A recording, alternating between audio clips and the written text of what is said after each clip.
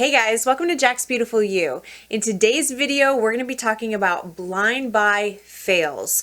So this is a pretty fun video. I really like watching these kind of videos from other people. Of course, please do not take offense to this video if I talk about a fragrance that you absolutely love. We're all different. We have different tastes, different experiences, and these are just my opinions. But today we're going to talk about my top blind buy fails of 2022.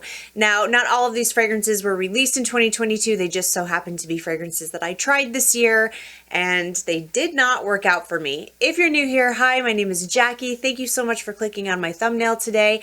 I really appreciate you being here, and to my returning subscribers, I appreciate you guys so much. I really cannot thank you enough for all of the love and support you have given me. Without further ado, let's get into this video.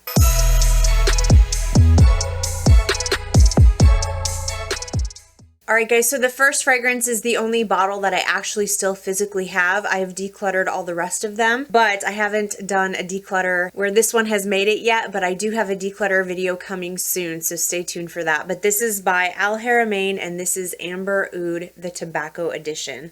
I thought I was going to love this because I've been really getting into tobacco fragrances lately, and I really love spicy fragrances. This perfume has all of the spices that you can think of. All of them, and it's overkill for me. It is just too much. It gets stronger and stronger and stronger as time goes on. It gets very sweet on my skin, and it reminds me of cough syrup, basically. It reminds me of cinnamon, spicy, star anise, black pepper.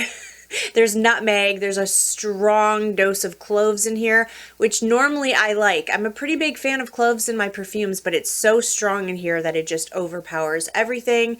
It gets very sickly sweet. It reminds me of an incredibly spicy cough syrup, and I truly do not like this. Now, the performance of this is really good, and this might be for some people. I've heard some people say that this is a dupe for Tom Ford's Tobacco Vanille. It has been a hot minute since I've smelled Tobacco Vanille, so I cannot with any kind of confidence tell you whether I agree or disagree with that, but I don't remember thinking that Tom Ford's Tobacco Vanille was this strong in the spicy department, you know? I actually really am curious. I want to get my nose on Tobacco Vanille again just to see, but I do know that this one is not for me at all. So that is by Haramain, Amber Oud, the Tobacco Edition. An absolute no for me. All right, up next we have by Sofia Vergara, this is Love. And I'm a pretty big fan of the actual Sofia, the original Sofia from Sofia Vergara, and I just thought I was gonna absolutely love this fragrance. It is incredibly affordable, and I was super impressed with Sofia. Even though it is a celebrity fragrance, it just doesn't smell like a celebrity fragrance to me. It feels very high-end. And I had high hopes for Love as well. So I blind bought it, but it was very disappointing for me. So I actually really like the way that this smells. This is a very sweet, fruity type of fragrance. Kind of reminds me a little bit of Black Opium, but more on like the fruity side. They definitely don't smell the same. They just kind of give me that same kind of vibe. So there's passion fruit, there's green apple in the opening. I believe there's some orange blossom in the opening of this fragrance as well.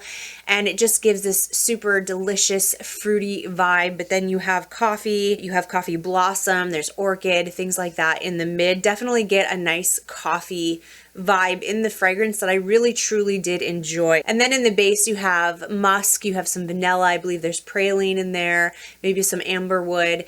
It really smelled incredible. I really did enjoy it. My problem was that the performance was absolutely horrible on me. I could not get that to last for even an hour. So, you know, if I get a fragrance like that, if I blind buy an inexpensive fragrance, I think that thing cost me like $30. Normally, I won't declutter it. Normally, I'll keep it. If I like the way that it smells, I'll just use it as like a bedtime scent. But I couldn't even use it as a bedtime scent. It would literally be gone in an hour. I'd spray it on, I'd be relaxing in bed, and you know, by the time I was done looking at my phone or scrolling through my Instagram, it basically just disappeared. And I was like, well, forget this. This isn't even worth it, you know?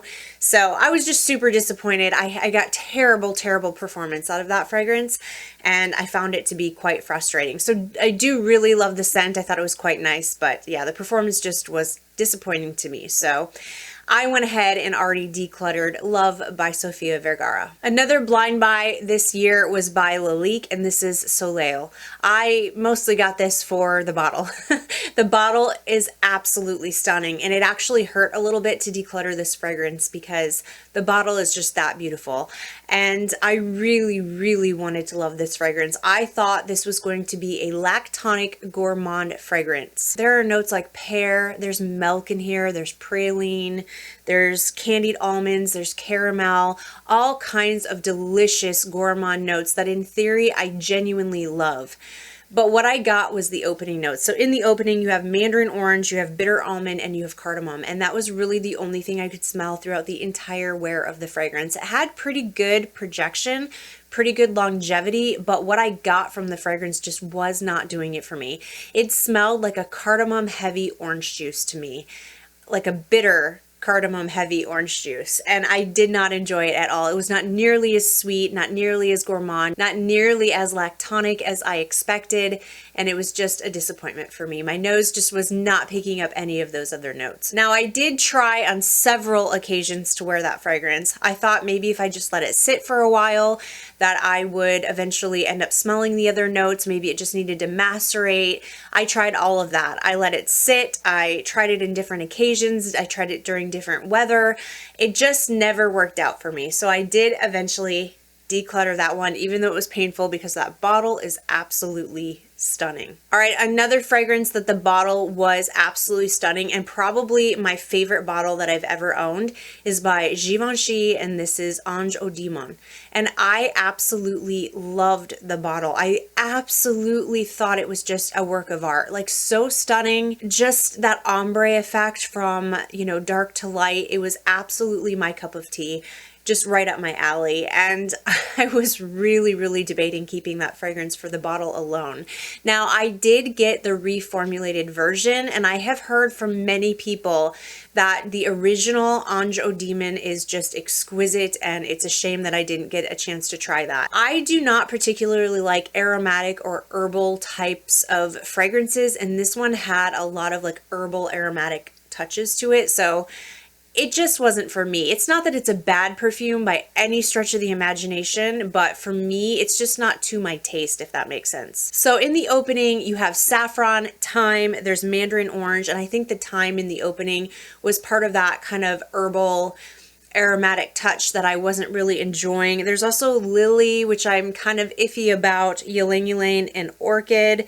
There's vanilla, tonka bean, rosewood, and oak moss, and I do get a little funny about oak moss as well. So this was a very strong vanilla, but the fragrance almost had like this coldness to it, which is kind of what they were going for. I think they wanted to add some cold touches in with some warm touches as well. I think that was kind of the yin and yang, angel or demon kind of vibe that the fragrance was supposed to be. So again, not a bad fragrance, just not one that I particularly enjoyed. I tried so hard to love that fragrance, and I really didn't want to get rid of the bottle, but it's just, there's no point in keeping it, you know, there's no point in having something just sitting there not getting used when I know other people are really going to enjoy that. So I did go ahead and declutter that one, as painful as it was. All right, up next we have a celebrity fragrance by Rihanna. This is Rebl Fleur. Now this is a fragrance that people had talked about quite a bit a few years ago. It was pretty hyped up, and I was still pretty curious about it. I found a really good deal on it, like an even better deal than normal. I got like a tester bottle, and it was like $15 for the bottle. So I decided to go ahead and add it onto an order that I was already placing and give it a shot. Unfortunately, it just didn't work out for me. Top notes, you have peach, plum, and red berries. Then there's coconut, tuberose. There's some floral notes in there. There's some vanilla. There's patchouli, musk, and amber in the base. Those are all notes that I really, really love. But for some reason, that fragrance just was so blah to me. I mean, it just really did absolutely nothing. I thought it smelled okay. I thought the performance was okay, but it just really didn't move me. I didn't even really want to reach for it, you know, when it came time to go to bed or anything like that. Just something comfy, cozy to wear around the house. All around, I just felt like it was a very, I don't know, just kind of a blah, meh kind of fragrance that I wasn't interested in keeping. So there's nothing really wrong with the fragrance. I don't honestly have anything super negative to say. Like, I didn't hate the fragrance by any means. It just did not do a thing for me. So unfortunately, that one was a no for me as well. All right, we had a new release by Viktor and Rolf this year. It was called Good Fortune. And I went ahead and blind bought that fragrance so that I could review it for you guys. I did do a full dedicated review. I found the fragrance to be okay. I actually was one of the people that was a fan of the bottles. I thought the bottle was kind of cute. I know a lot of people thought that it was tacky, kind of cheap looking, juvenile. I heard all that kind of stuff, but I actually kind of liked it. I'm really kind of into things like that. I really love special effects makeup. I love horror movies. I love fantasy movies. I'm really into like Marvel and DC Comics. I'm really into all that kind of stuff. So anything that reminds me of Halloween or, you know, crystal ball, fairy tale, fantasy creatures, basically I'm into it. So I actually thought it was quite fun and enjoyed it. I really love the color purple. Yeah, the packaging for me was just fun, but the scent itself actually kind of falls into the same line as Ange Demon. I mean, they didn't smell the same, but there was something in Good Fortune that smelled very aromatic and herbal to my nose, and I just do not enjoy that scent profile. So top notes, you have fennel, and I think it's called Gentian in the opening as well. Fennel is that very spicy kind of herbal vibe, and it's just not something that I want to smell like. And it's the opening that kind of ruined it for me, per se. Now, I do know some people that absolutely love this fragrance. I think it was one of those fragrances that you either liked it or you didn't, you know, and I just happened to be one that I didn't hate it. It was not a hate. And I actually kind of felt like Viktor and Rolf stepped out of the norm. You know, this was not a mass appealing fragrance. This wasn't something that everybody was just going to love, that smells like everything else that is out on the market in the designer realm. You know, for a designer perfume, I really do feel like they tried to step outside the box with this fragrance, and I do actually really appreciate that. Just because it didn't work out for me doesn't mean I think it's a bad fragrance. It's just one that you got to test out for yourself and see if you like it. I think the performance was really good. I had no issues with the performance. In the mid, you have jasmine, and then base was Madagascar vanilla. So it was very vanilla forward, but it just had too much of an aromatic touch for me. But yeah, I do think it's worth checking out. I really do. So I don't think it was a bad fragrance at all, just not for me. All right, this next one is going to ruffle some feathers. All right, okay, I'm sorry. I'm sorry. Don't come for me. Don't let your feelings be hurt, okay? I did not enjoy By Commodity Milk Plus, or the Bold, I should say. I thought that I was going to love this fragrance, and I actually do think it is a really good fragrance. I think there are a lot of people who love Milk Plus. I think there are people who love the like middle of the road. I think it's the Expressive, the Milk Expressive, and then the Milk Bold. The Milk Bold is the one that I had, and it was too bold. Not too bold. Like, I like strong fragrances, but this had too much of like a masculine leaning vibe to me, and it was just overpowering for me. I really don't enjoy masculine leaning scents, and I really did feel like it pulled very masculine on me. So in the top you have marshmallow and milk, and I love that part of this fragrance. Marshmallows and milk in my perfumes, I'm here for it. I love creamy, fluffy, lactonic fragrances, and then you have that cedar, there's also musk, and then you have woody notes in the base and amber, and to me the woody notes just came out so strongly. At one point that's all I can smell, and it just makes me, I don't know, I guess I felt like I smelled like a lumberjack. It just was too much woody notes for me. I enjoy woody notes, but it can't be like straight up lumber, you know? And that's kind of what I felt like this perfume smelled like on me. I know that this is a well-loved fragrance by many people, but for me, it just didn't work out. But I do think it's a good fragrance. I do. If you like marshmallows, if you like lactonic, if you like woody notes, it was kind of like a more creamy lactonic version of kind of By the Fireplace. Not, you know, I'm just talking about vibes here. You know, I'm not saying that they smell the same, but if you kind of like that By the Fireplace vibe, you'd probably like Milk Bold. But it was just not for me. This is another one that people are going to come for me for. Listen, I'm not saying this is a bad fragrance, okay? Because it's not. I actually really liked it, but it just made me feel uncomfortable. And that is by the House of BDK Gris Charnel.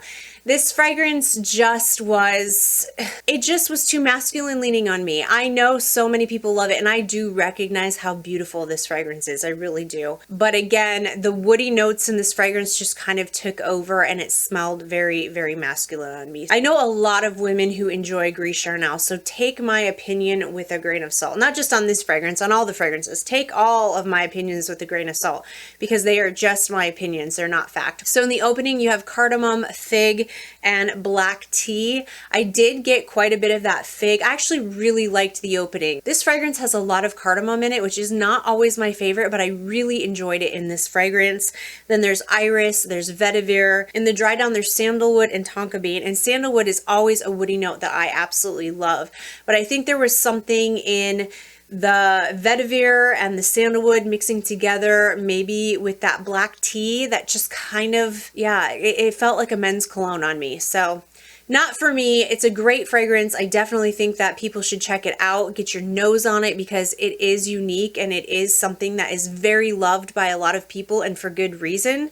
But just not my cup of tea. All right, and the last fragrance that I blind bought this year in 2022, this didn't come out in 2022, but I blind bought it in 2022. This is by Kayali, and this is Elixir 11. This fragrance was not for me at all.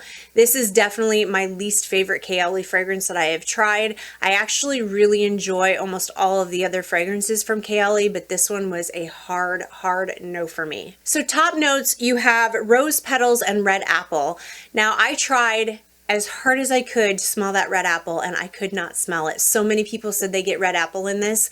So many people talk about the apple note, and I cannot smell it. My nose is broken apparently. I cannot smell it, and I really wanted to because I love apple in my fragrances.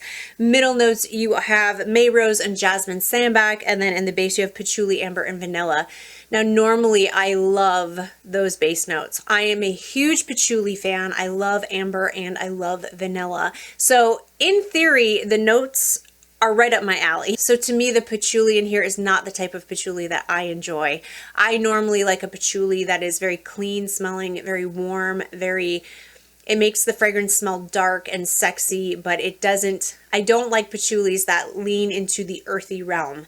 I'm not an earthy kind of person. I don't like earthy fragrances. And to me, this is a very strong rose and earthy patchouli fragrance.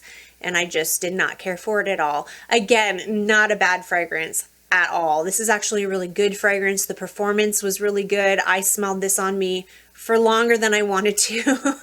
I didn't have any issues with the performance.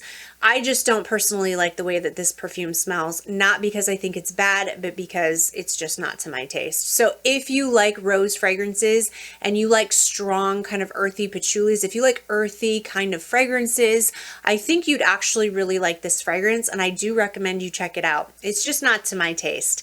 So Elixir 11 by Kayali was a no for me. All right, you guys, and that is it for today's video. Those are the fragrances of 2022 that I blind bought and did not like, and went ahead and decluttered them. And like I said, I do have a declutter video coming up soon where I will be decluttering this fragrance along with a few others. So stay tuned for that. If you like this video and found it helpful, please give it a thumbs up. Don't forget to subscribe to my channel. I hope everybody is having an amazing day, and I will see you in my next video. Bye.